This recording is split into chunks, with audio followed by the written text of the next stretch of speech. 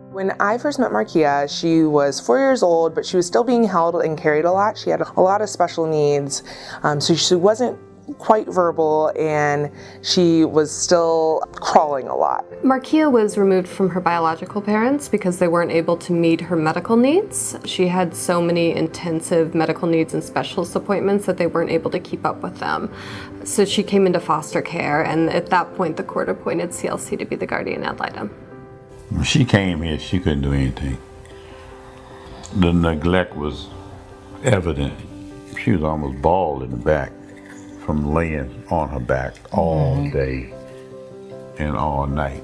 Her supports and services are a lot bigger and wider and more intense than other children might need at school. I work with foster parents or anyone else who makes educational decisions for a child within the foster care system to support that parent or foster parent in making sure that their child is the most successful at school and gets the services that they need.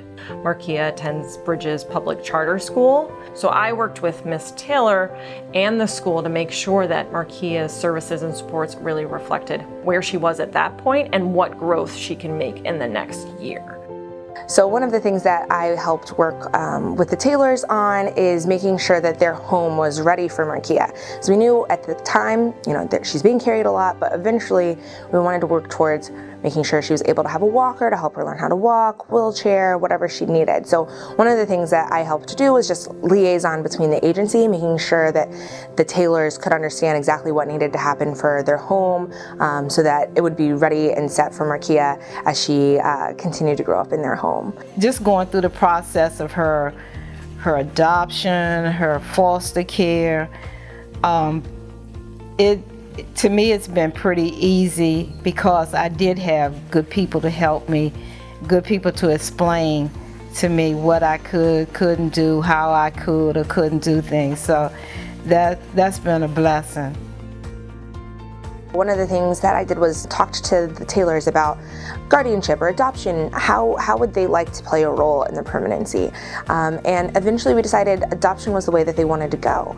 And we were very excited and were able to reach out to our pro bono director, and she was able to connect us to attorneys at Wilmer Hale. Wilmer Hale filed the petition for adoption, helping the Taylors become the adoptive parents for Markia. Great lawyers have great facts, and if there was ever a slam dunk case, it was for the Taylors.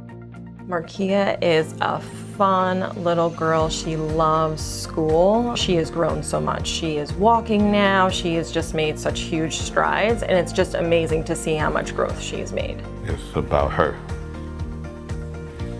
and setting her on the proper so she can be a functional human being.